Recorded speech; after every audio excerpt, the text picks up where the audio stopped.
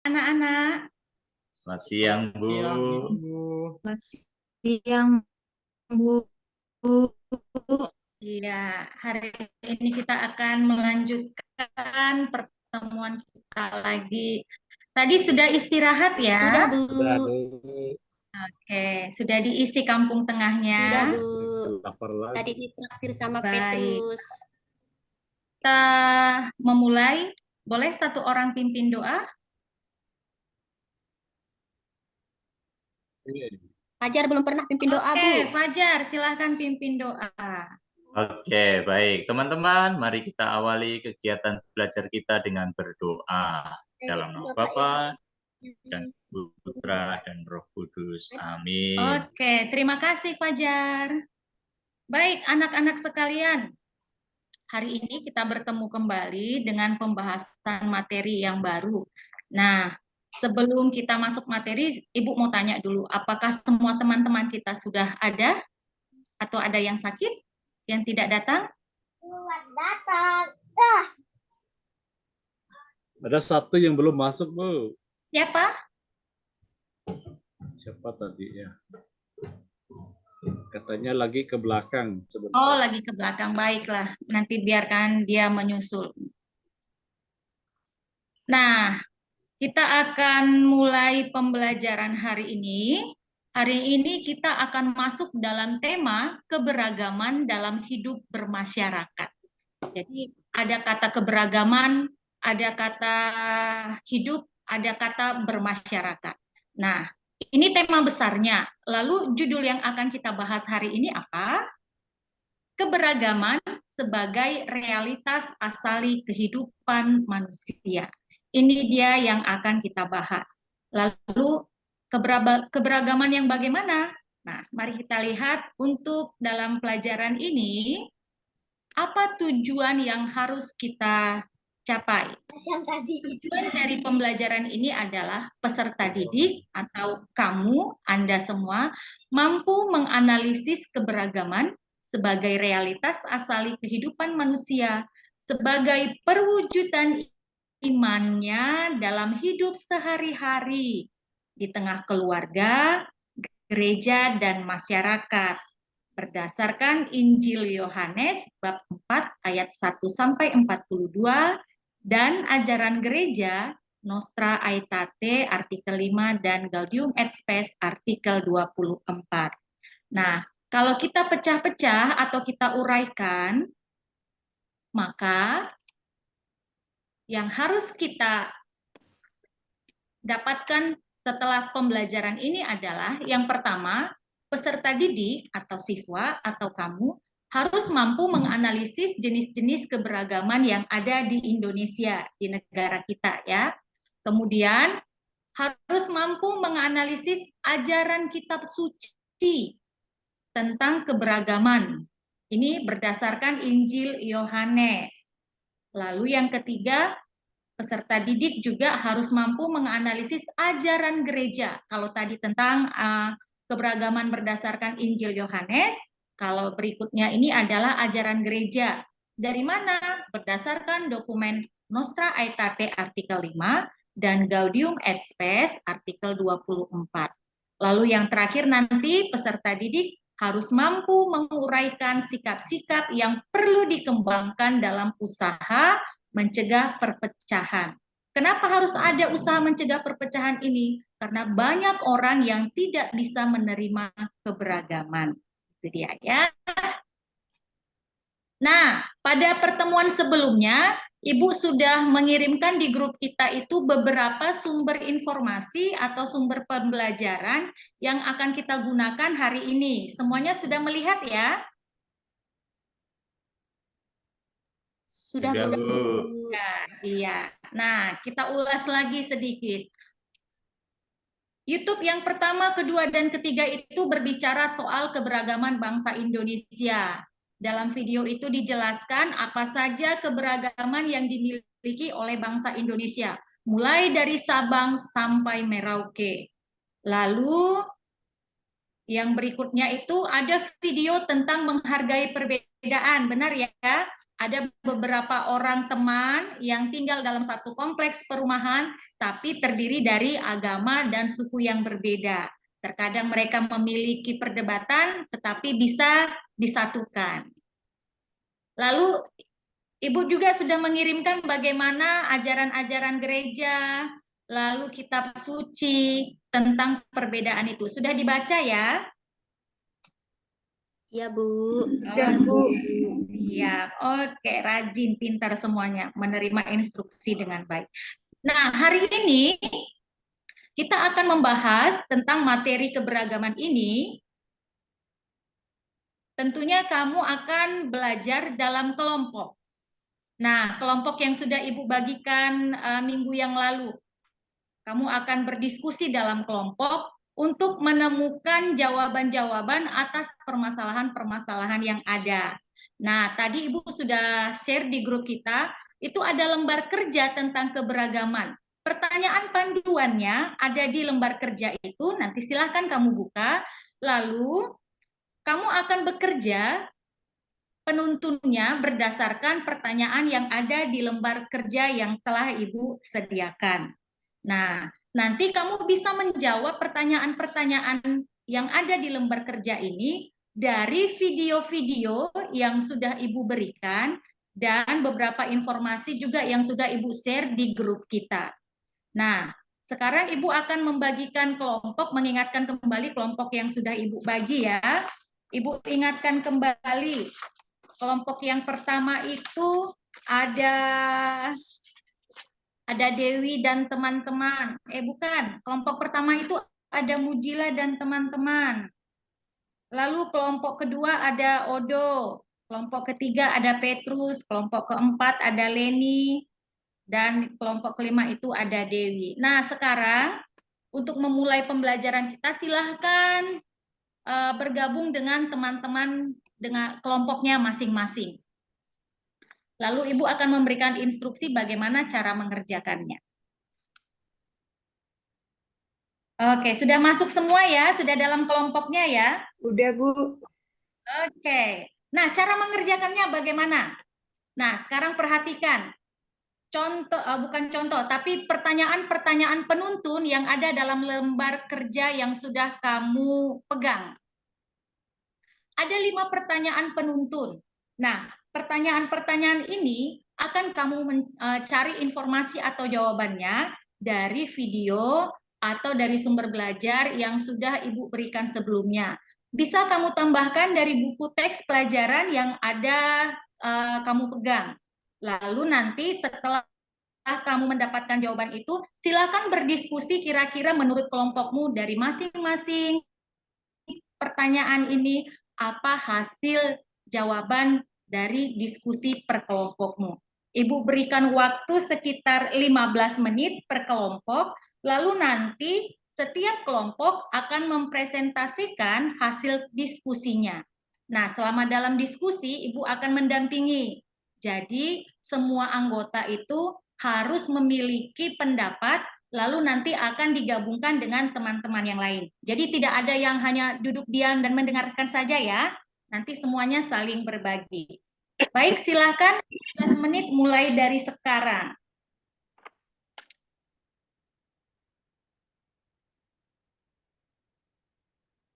Oke, sudah 15 menit. Bagaimana, sudah selesai semua? Udah, Bu. Sudah, Bu. Ya.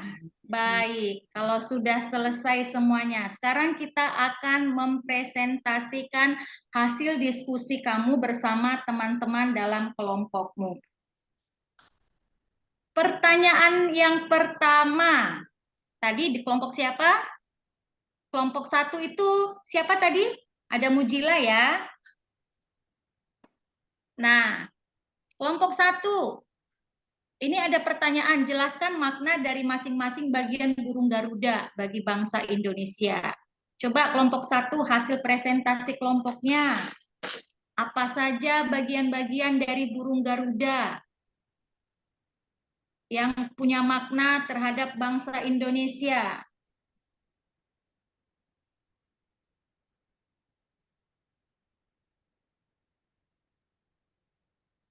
Ada yang mau membantu kelompok lain?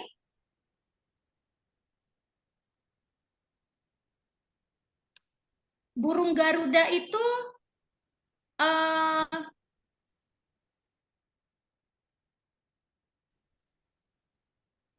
Punya, Bu. Punya, Bu. punya sayap. Punya.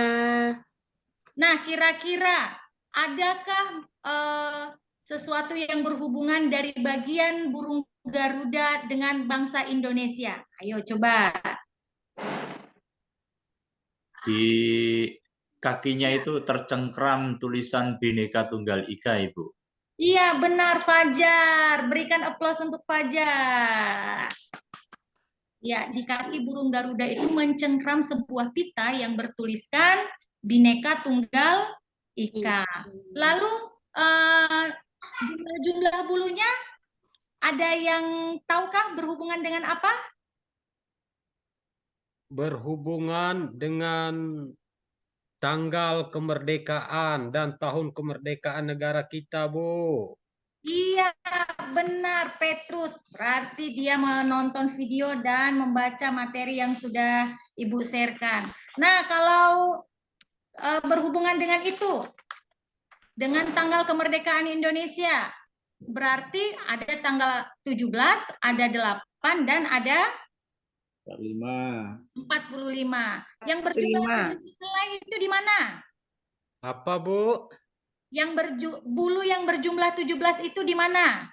Di sayapnya. Iya, di sayap. Kalau yang 8? Ekornya. Ekornya. Lalu yang 45?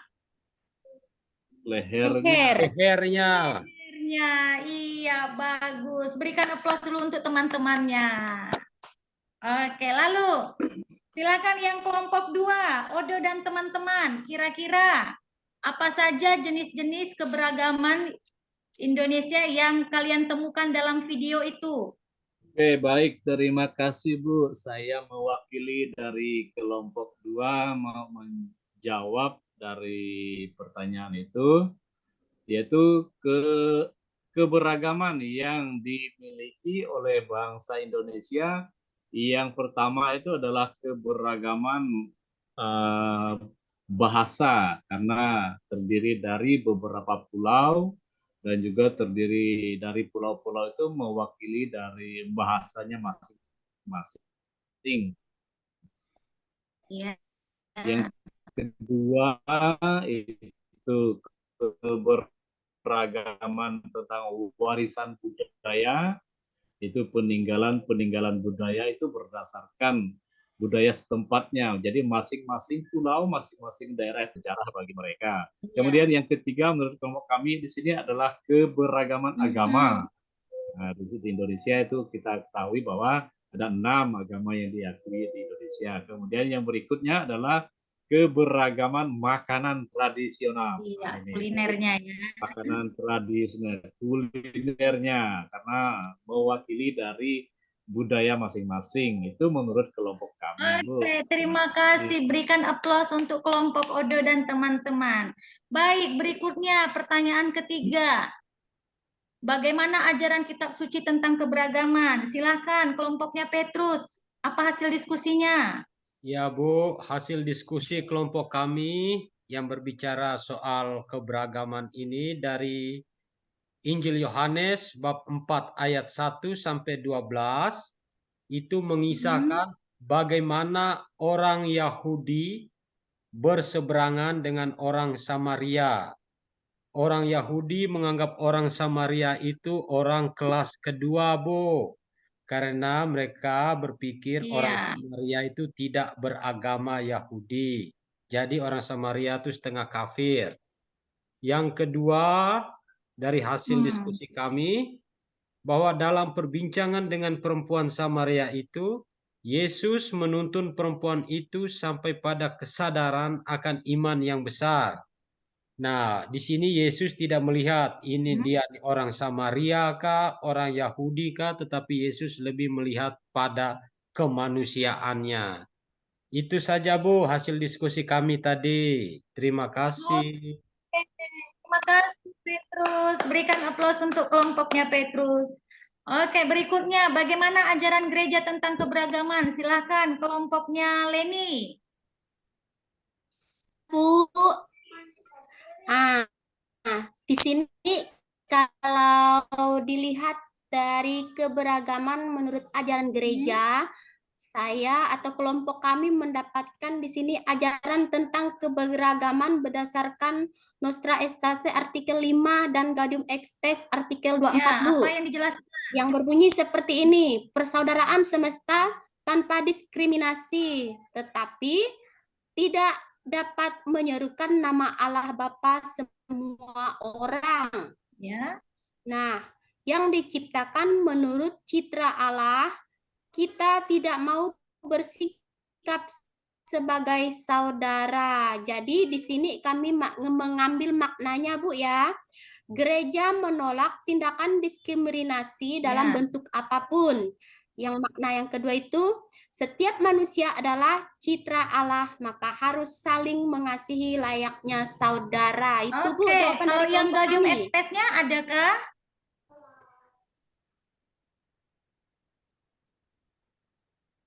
Yang Gaudium et Spes tadi, yang artikel 5 itu, Bu, persaudaraan semesta tanpa diskriminasi, tetapi tidak dapat menyerukan nama Allah Bapa semua orang. Itu, Bu, yang Gaudium et Spes artikel 5. Itu Nostra Aetate ya, bukan Gaudium Oh et ya, Nostra Aetate, Bu. Maaf. Salah sebut. Berikan aplaus kepada kelompoknya Leni dan teman-teman. Yang terakhir kelompoknya Dewi. Apa hasil diskusinya untuk nomor 5? Untuk nomor 5, Bu, usaha yang perlu dilakukan untuk mencegah perpecahan. Yang pertama itu saling menghargai, kemudian ada toleransi, menahan diri, rendah hati, serta solidaritas. Kemudian, Bu, saling bahu-membahu, menata masa depan yang lebih cerah, Bu, supaya menjadi makmur dan sejahtera. Kemudian, Bu, mengusahakan tata kehidupan yang adil dan beradab. Kemudian, mengusahakan kegiatan dan komunikasi lintas suku, agama, dan ras. Nah, ada lagi, Bu, berani menerima perbedaan sebagai suatu rahmat. Kemudian yang terakhir, Bu, menghilangkan semangat sektarian dan sekat-sekat, Bu. Oke, berikan aplaus untuk kelompoknya Dewi. Baik, semuanya ternyata aktif ya. Ibu tadi lihat ketika diskusi berlangsung, masing-masing anggota kelompok itu sudah mulai berani menyampaikan pendapat dan aktif untuk mencari informasi-informasi, menjawab pertanyaan-pertanyaannya. Oke, nah dari semua informasi yang sudah kita dapatkan, baik itu berdasarkan jawaban-jawaban pertanyaan, video-video, maka kita bisa membuat informasi meneguhkannya itu semboyan Bhinneka Tunggal Ika. Ini yang kita gunakan di negara kita ya, sebagai lambang dari keberagaman. Kita tahu Bhinneka Tunggal itu artinya apa artinya, siapa yang tahu? Saya, Bu. Bhinneka Tunggal Ika. Ya, berbeda-beda tapi satu. Iya, berbeda-beda tetapi satu. Kita semua yang ada di Indonesia ini dengan segala keberagamannya seperti yang sudah kalian cari dalam diskusi kelompok Boyan ini tadi, dan kita semua ini adalah warga negara Indonesia. Iya. Kemudian, nah, ini dia makna Bhinneka Tunggal Ika bagi bangsa Indonesia, pendorong lahirnya nasionalisme Indonesia. Ini yang membuat kita menjadi bersatu. Lalu penyemangat membangun Indonesia yang lebih maju. Tidak ada lagi sekat-sekat seperti yang dikatakan kelompok Dewi kita di era globalisasi. Sekarang kita ini sedang berada dalam era globalisasi. Kan? Lalu ini 5 makna luhur Bhinneka Tunggal Ika. Bangsa Indonesia, kita menyadari keragaman suatu bangsa, agama, ras, antar golongan itu bukan pemecah, tetapi faktor potensi atau modal terbentuknya persatuan dan kesatuan. Nah, ini semua sudah Ibu berikan ya di grup kita. Ini tadi jawaban dari pertanyaan dari kelompok 1. Ini 17 helai di sayap, 8 helai di ekor, 45 helai di pangkal ekor dan leher. Ini menjadi lambang dari tanggal kemerdekaan Indonesia. Lalu ini jawaban dari pertanyaan kelompok Odo tadi ya, keragaman yang dimiliki oleh bangsa Indonesia. Ada jumlah sukunya, ada jumlah pulaunya, ada kulinernya, lalu ada warisan-warisan budayanya. Dan ini semua adalah salah satu kekayaan yang dimiliki bangsa Indonesia. Tidak ada negara lain yang memiliki keragaman seperti yang dimiliki oleh bangsa Indonesia. Ini dia. Kulinernya itu sampai 5.300. Lalu ini untuk persentase pemeluk agamanya. 86, sekian persen beragama Islam, 10%, 10,55% beragama Kristen, dan sebagainya. Lalu kita masih punya lagi keragaman yang lain. Apa? Kita punya kepercayaan lokal atau yang sering kita kenal dengan istilah aliran Kepercayaan. Iya, aliran kepercayaan ini biasanya ada di daerah-daerah.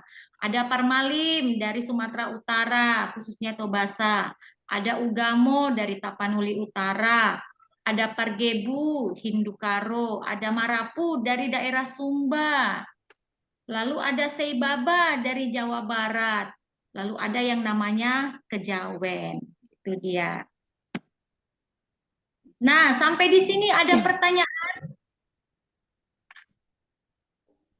Nggak ada, Bu.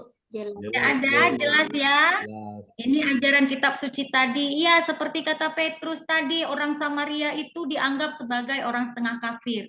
Orang Yahudi tidak mau menerima sebagai saudara. Tetapi Yesus menolak sikap orang Yahudi tadi. Kenapa?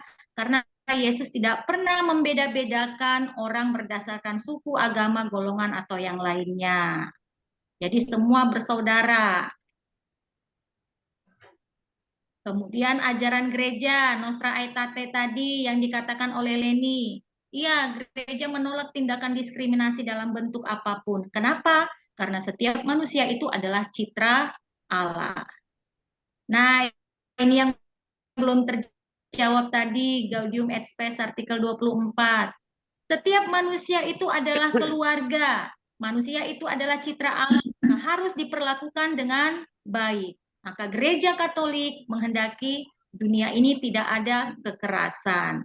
Jadi ya, lalu ini sikap-sikap yang harus dimiliki orang Kristen yang dikatakan oleh kelompok Dewi tadi. Mengusahakan tata kehidupan yang adil. Iya, semuanya sudah tepat. Nah, sebelum kita akhiri, masih ada pertanyaan tentang materi kita? Tidak ada ya. Nah, di kelas kita ini apakah semuanya satu suku? Tidak, Bu. Beda, Bu. Beda. Apakah Tidak, pernah di Bu. kelas kita ini muncul perdebatan atau perselisihan atau pertentangan yang mengancam kebersamaan? Enggak, Bu. Tidak. Itu artinya kita di kelas ini sudah menjalankan semboyan negara kita Bhinneka Tunggal Ika. Dan kita menghidupi makna-makna dari Bhinneka Tunggal Ika tadi. Nah, kalau tidak ada pertanyaan, sebagai bentuk bahwa hari ini kita sudah belajar dan mendapatkan informasi, Ibu akan melakukan asesmen. Asesmen ini terdiri dari 5 soal. Silahkan kamu kerjakan di kertas yang sudah Ibu sediakan tadi. Kamu menjawab pertanyaannya saja dengan nomornya yang jelas. Soalnya enggak usah ditulis lagi ya. Ada 5 pertanyaan yang harus kamu jawab sesuai dengan materi yang sudah kita bahas tadi. Karena ini materinya baru kita bahas, lalu dia tidak sulit-sulit, Ibu berikan waktu sekitar 15 sampai 20 menit untuk mengerjakannya. Kalau diminta merumuskan, rumuskan. Kalau diminta jelaskan, jelaskan. Kalau diminta diuraikan, maka diuraikan. Pahami ya? Baik, silahkan 15 menit dari sekarang. Yang Oke, sudah dikumpulkan Kak Bu. silahkan dikumpulkan. Ya. Baik, semuanya sudah terkumpul. Baik, anak-anak, pertemuan kita hari ini sampai di sini. Jadi, apa yang kita dapatkan hari ini semoga berguna bagi kehidupan kita dalam bersosialisasi dalam masyarakat.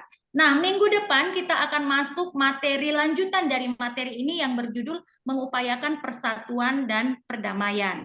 Maka karena ini adalah lanjutan dari materi ini, Ibu akan share nanti seperti pelajaran hari ini, Ibu akan share beberapa video dan sumber-sumber pembelajaran lain, supaya ketika kita masuk dalam pembelajaran berikutnya, kalian sudah punya gambaran tentang apa yang akan kita pelajari. Begitu ya, ada pertanyaan? Enggak ada, Bu. Jelas Bu. Baik, kalau begitu mari kita tutup pertemuan kita. Satu orang silakan memimpin doa. Saya Bu. Silakan, Odo. Marilah teman-teman untuk mengakhiri pelajaran kita pada hari ini dengan doa. Kita mengangkat tanda kemenangan Kristus dalam nama Bapa dan Putra dan Roh Kudus. Amin. Amin. Amin. Terima kasih, Odo. Ya Bu.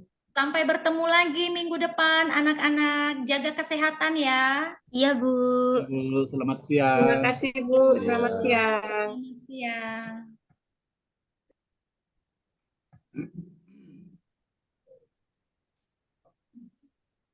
Tepuk tangan dulu. Tinggal